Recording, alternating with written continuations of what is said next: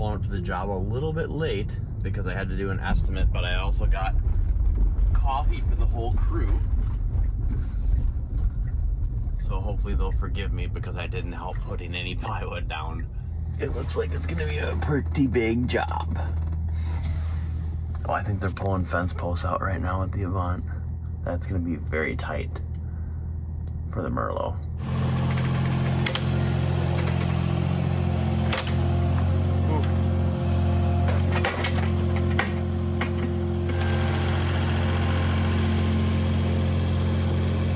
Quick overview of where we have things parked down here.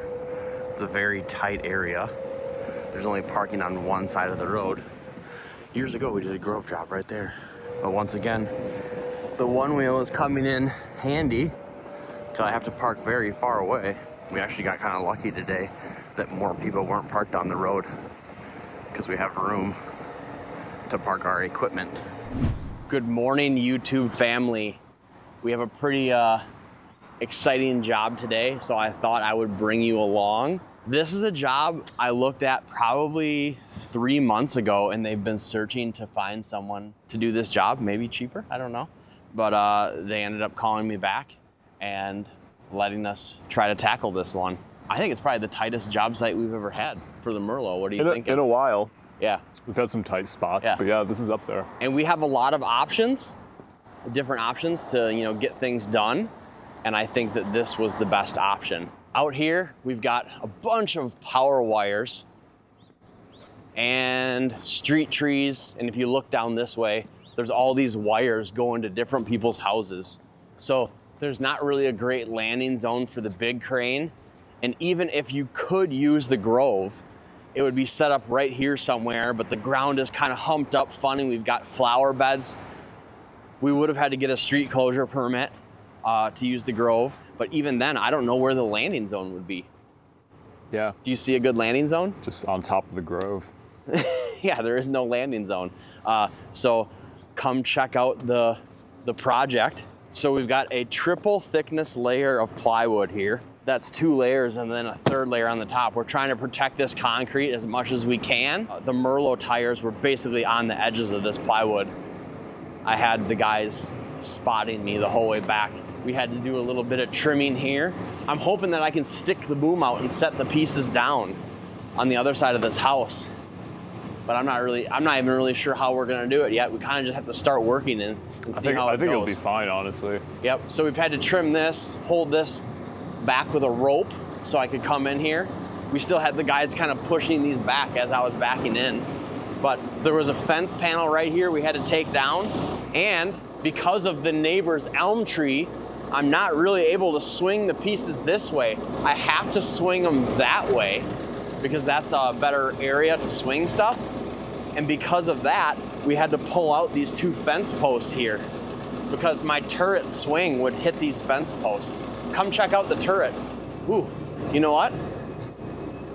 Hey, if I'm swinging this way, that camera might hit the roof. Oh, and we've got an airport here too. So a lot of planes flying over right now. Are those the F-35s? Yeah. So come check out the tree. Oh, dude, this thing's actively failing. Yeah, I saw that. Yeah. So bring the camera a little bit closer. If you hear this. Oh, there's literally sawdust coming out all over my shirt. But yeah, this thing's cracking right now.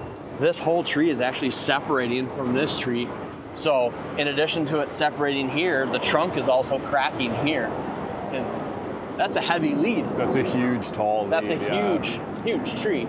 It's obvious what's about to happen. If you had to rope this thing down the old-fashioned way, it's kind of like you're roping pieces down into the neighbor's yard and throwing them over the fence. And yeah, I mean, it's going to be difficult. If I was forced at gunpoint to do it, I would probably put plywood up on that roof and just rope everything down. Rigs right onto the garage. Yeah, kind of just throwing everything off piece by piece. If you check it out, there's just enough room for Spencer to get through. Good thing you didn't eat that extra hamburger yesterday. Yep. There's just enough room even for the outriggers right here. We couldn't have been this way at all, really. I mean, I measured it out when I did the estimate, And I thought, man, this is just gonna fit. Yeah. And sure enough, you don't really want the outrigger that way more, and you don't want the camera that way more. So I think the Merlot might be the perfect tool for this job. Once again, it's 11:33 and we haven't even made one cut yet. Yeah, someone was a little bit late. Well, hey, but, you know, someone has to get the coffees. It's true. Yeah. But so we're late, but we have coffee. there was a lot of prep work that went into getting to this point right here. Yeah. I'm kind of hoping that the Merlot will be able to reach far enough to kind of set these pieces down right here. But worst case scenario, my backup plan is backing the grapple truck in and doing a handoff. So basically the Merlot sticks the piece out, the grapple truck grabs the piece and then shoves it in the bed while it's still in the air. You think that will work? Yeah, I think so. And It'll just be a little bit time consuming. your grapple will be like almost all the way out here anyway. Yeah, good 4 hours of messing around. Yeah. Okay, so that means we're gonna start breaking this thing down at like 4:30. Yeah. And Chuck's coming into town today. I have to pick him up at the airport at 5:30. Oh. So follow along with us as we cut this big elm tree down. Hopefully everything goes smoothly. Here we go. Let's go.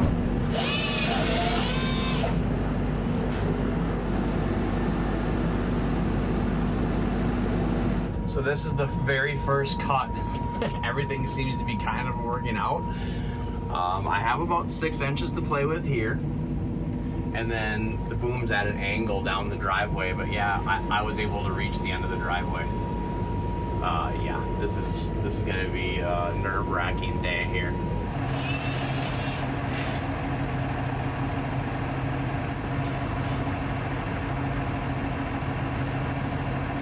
All right, this is kind of the first hard one. I do have a little bit more capacity, so I'll extend it out, but I'm gonna run out of capacity here, and I'm not gonna be able to get it down to the ground. And my boom is about ready to hit the satellite dish. Is everything looking okay? Is that gonna work? Oh God. Oh, my boom has gotta be so close to the gutter here. It works though.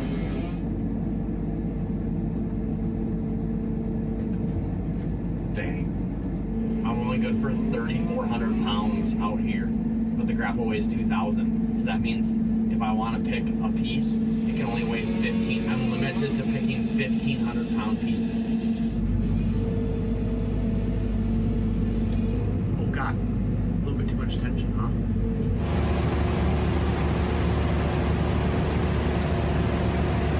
Oh dude, what was I thinking? This is a monster. Oh God, here's the first one. Okay, watch my piece. I might have bitten off more than I can chew here. This is stressing me out. Oh, I wish that maple tree wasn't there. The Japanese maple. That thing is definitely gonna be in the way. So one quick change up we made is this maple tree was leaning back.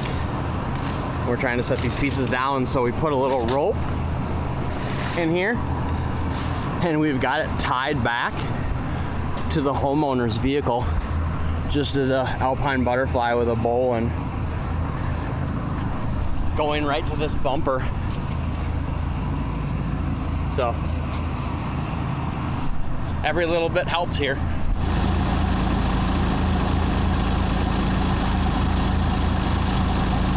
If you cut this one dead one off, I could rotate the piece.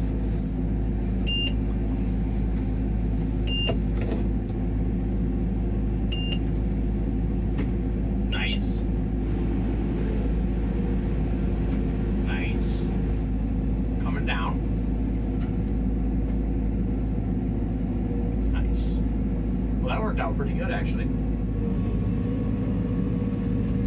Think he's in trouble. Ooh, look at the water.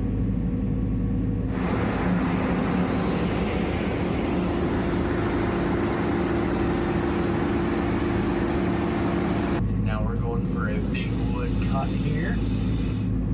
Boom, there it is.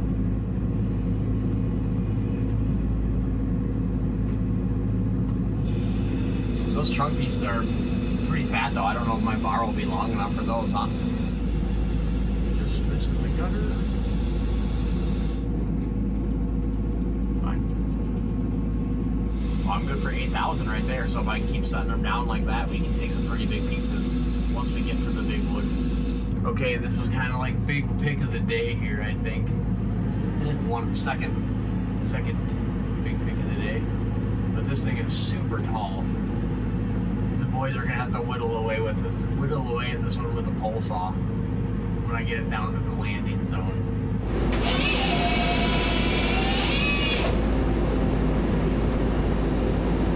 Well, that put a dent in it, huh? One side of the tree is pretty much taken care of here.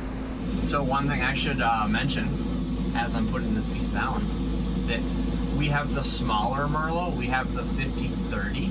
If you had the Merlot 50-35, you would not be able to fit it in here. So the outrigger span on this machine is 17 feet by 17 feet. The Merlot 50-35 is 21 feet by 21 feet. You're just not gonna fit that bigger machine in a tight spot like this. How's that looking?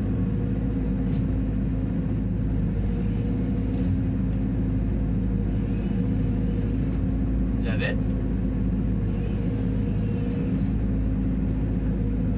It's caught pretty good on the top wire. Am I doing the right thing?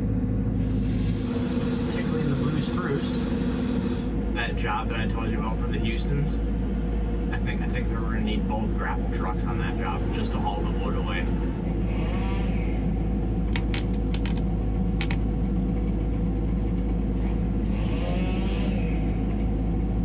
Alright, we just got lunch delivered. Making really good progress on this tree. I didn't even get out of the Merlot, I just inhaled my quesadilla. The boys are down there taking a quick lunch.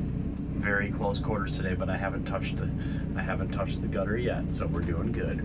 This might be the new big pick of the day. We will see here. Ooh, buttery smooth, huh, Spencer? We're good for 4,700 pounds, and right there with the grapple, we weighed 3,200. But that's a good chunk of tree. Really, I can't really squirt out much more than that.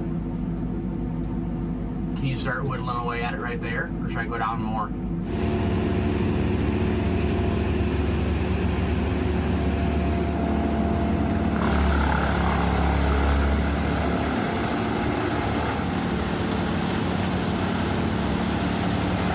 All right, this is the last tree top of the day for this tree. Here we go. And it's a beautiful cut. Silky smooth. Good for 4,200. That was only 2,600. That was our farthest reach piece. So far, Spencer hasn't had to climb at all. I think you might have to climb for those big wood pieces though, Spencer.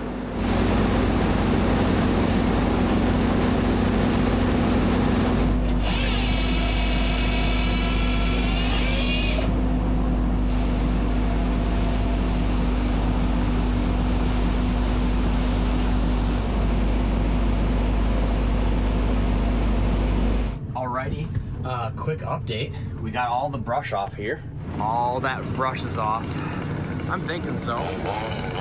So now I'm gonna make grabs with the grapple, and then Spencer's gonna have to make some cuts, because the problem that we're running into now is the bar isn't long enough on the wood cracker. So I'll make grabs. Spencer makes the cut. Here we go.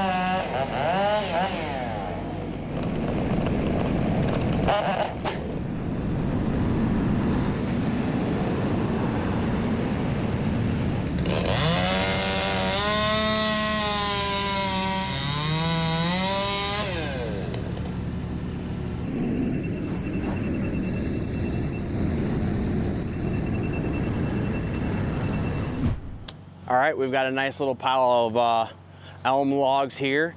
The tree's all cut down and cleaned up. I'll show you the fence area. Good job, Aaron. Good job, Rion. How do you think today went?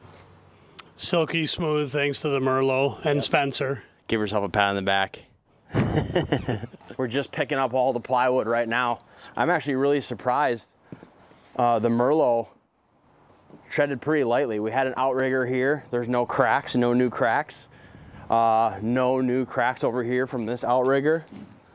And those ones were in the grass. This big piece of concrete already had a previous crack. See all this grass growing in it? And I do see a fresh crack on that.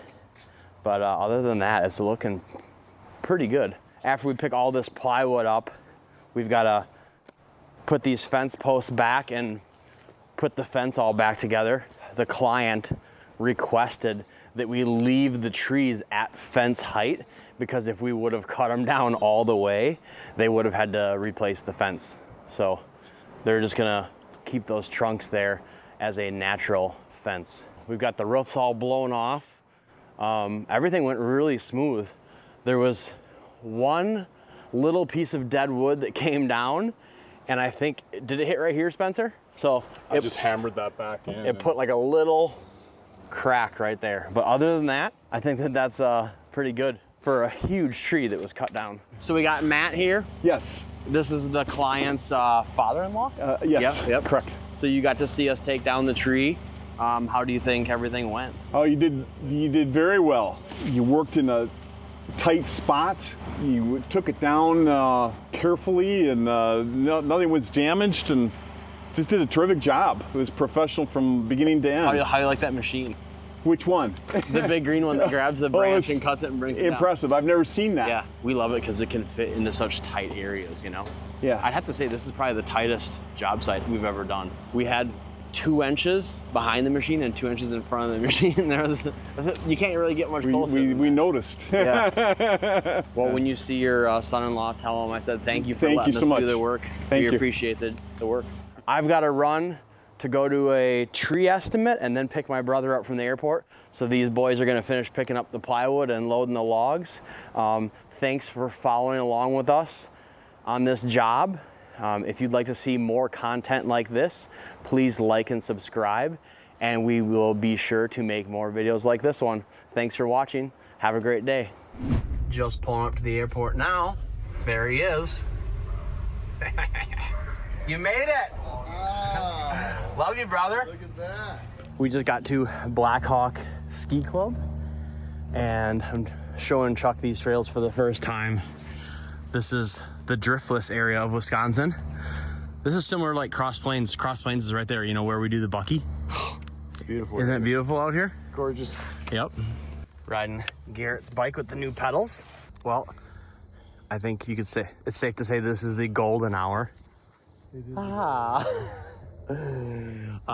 First impression on the new trails. Sweet. They're awesome. Yeah, it's amazing. That is a beautiful sunset. Mm-hmm.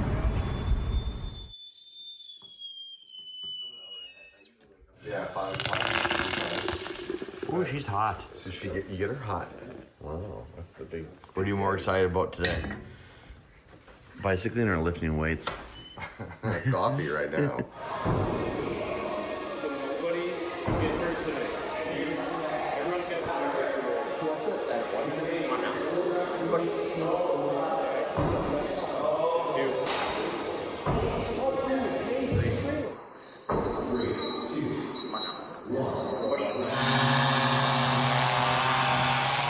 Hell yeah, brother! Woohoo! Let's go!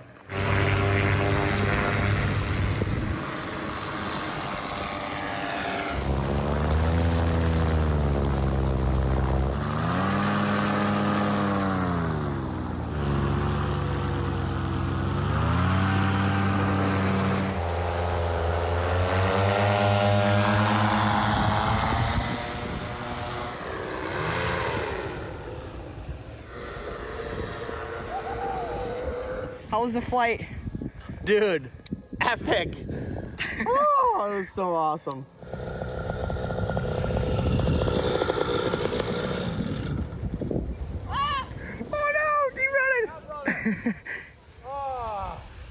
Beautiful.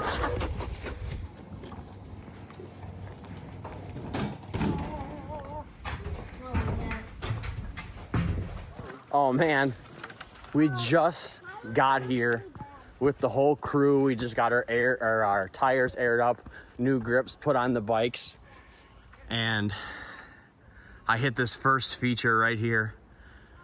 It looks like Tyler was right behind me and his front tire hit right here and he cased it really bad. He ended up falling down here and I think he's gonna need stitches. No, it's just a really deep cut.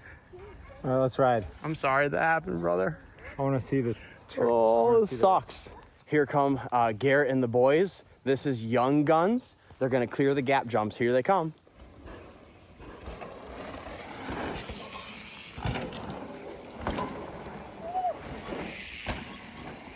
Nice job, boys. All right, here comes Tyler's first time doing Young Guns. Hopefully he can clear all the jumps. He just got his stitches out. Nice job, brother. Very smooth.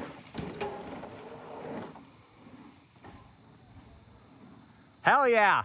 Nice job, boys. That was awesome. Crashes. Tyler crashes his bike, goes to the hospital, gets stitches, comes back, clears all the jumps with stitches. What a trooper. Woo! Wow, here we go. Here comes Chuck.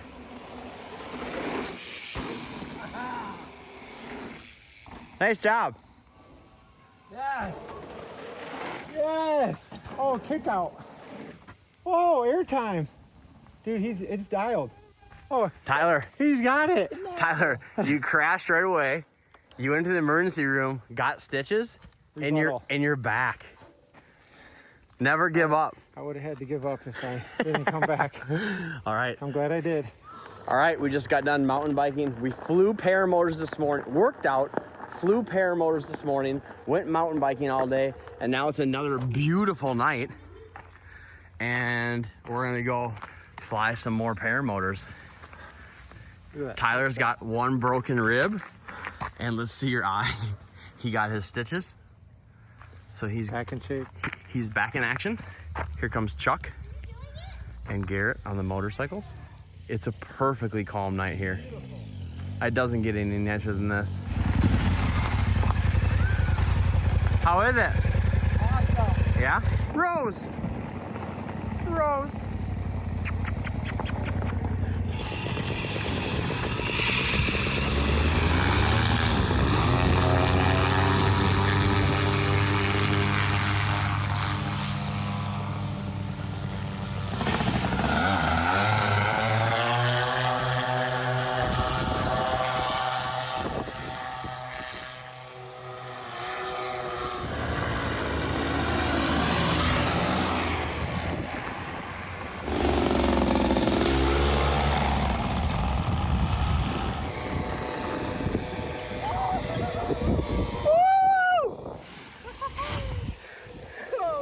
Crispy afternoon flight, was boys. Amazing. It was so good. Oh, get your dad.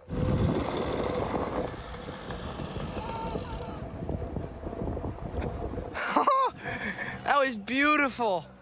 Paramotor flight is over. We just ate a steak dinner, which was amazing. Thank you, Nikki. Now we've got our one-wheel / mountain bike crew out tonight. We're gonna put some miles on. Let's see a wheelie.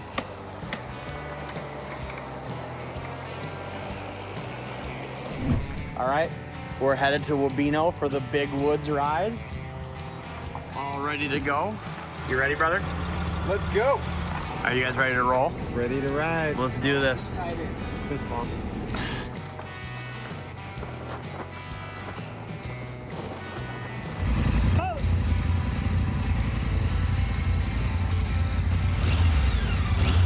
We just pull up to this little bar restaurant.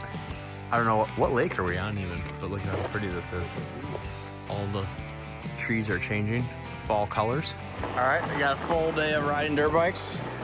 We're just drinking some coffee, and we are on our way to eat a steak dinner.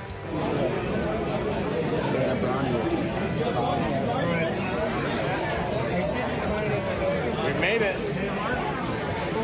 Chuck,